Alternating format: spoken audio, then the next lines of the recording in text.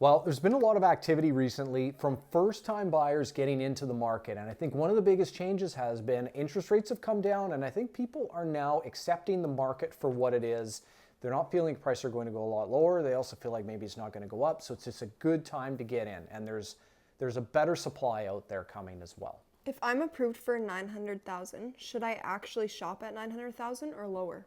All right, so if you're approved for amount, you go to, and best place to start, get your financing approval first before even going out and looking at houses. But yeah, once you get that approval, let's say, for example, you're approved at $900,000. Should you be shopping houses right to that max, or do you want to shop at a lower price point, leave room? It really depends on your own certain circumstance, because some people can handle a higher level of stress and anxiety than others are, and so it depends. But there's something that's told to me years ago is always, if you're approved to an amount, you should be shopping up to that amount, because real estate appreciates over time, and the higher value of the house, the more appreciation you're going to get as a percentage. So it really depends on your circumstance.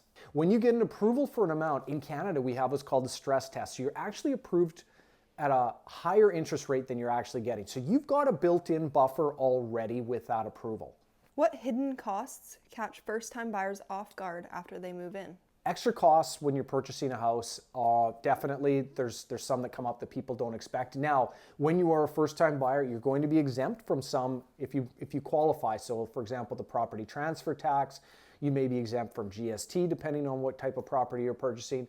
But yeah, those are the big ones. And then once you get moved into a house, there's just, if you've been renting and you're not used to having just the costs of maintaining a home, you've got property taxes, just your utilities, everything costs a bit more. So sometimes those things catch you off guard. But if you're working with a great mortgage broker, they'll have already covered all of those with you when you're looking at getting your approval in place. How do you decide between buying a starter home now versus waiting for your forever home? So the concept of the concept of waiting versus acting sooner is, again, going to depend on your circumstance. But for me, I'm going to suggest you get in the market whenever you're ready. So if that means buying at a lower price point now and working your way up the property ladder, that's typically a lot easier, because once you're in the market, you're in.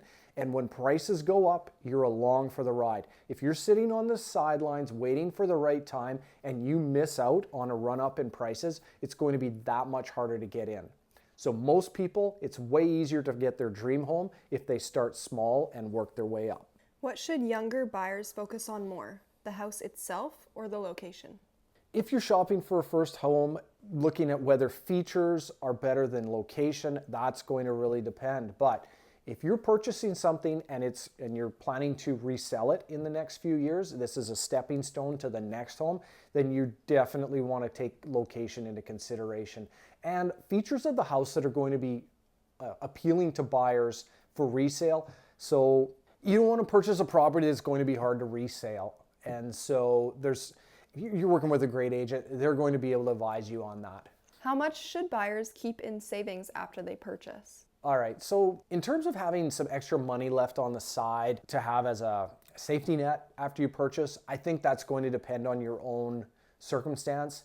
But I will say that my advice would be, I would say you'd be better to move ahead and buy and feel like you didn't have enough on the side of savings rather than waiting forever. Because some people they're preparing to get ready to do something and they never pull the trigger. So for some people, they'll never have enough savings, and those people you just need to get in the market. What are the biggest mistakes you see younger buyers make in competitive markets? I think one of the challenging mistakes or biggest mistakes that people will make when entering the market for the first time is just not knowing and having the confidence to know when to step forward and to buy, or buying something that's not really a good fit for them.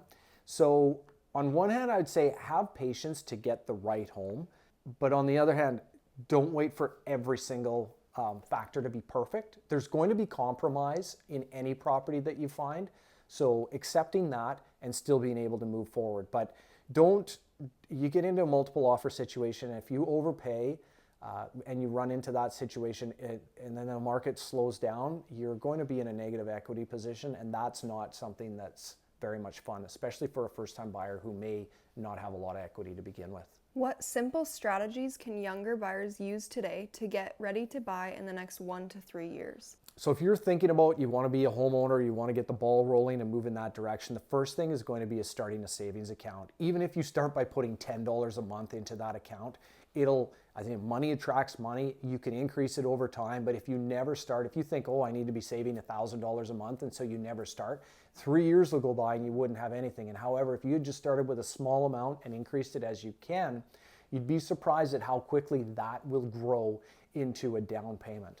If you're a first-time home buyer or you're thinking about getting to the market, now's a great market for getting out there and shopping. Because the market's a little bit slower, you have some time. You can get out, you can look at some different options, and you can take the time to make the right decision for you and not feel like you're going to be forced into making a split decision, getting into multiple offers, and then maybe making the wrong decision.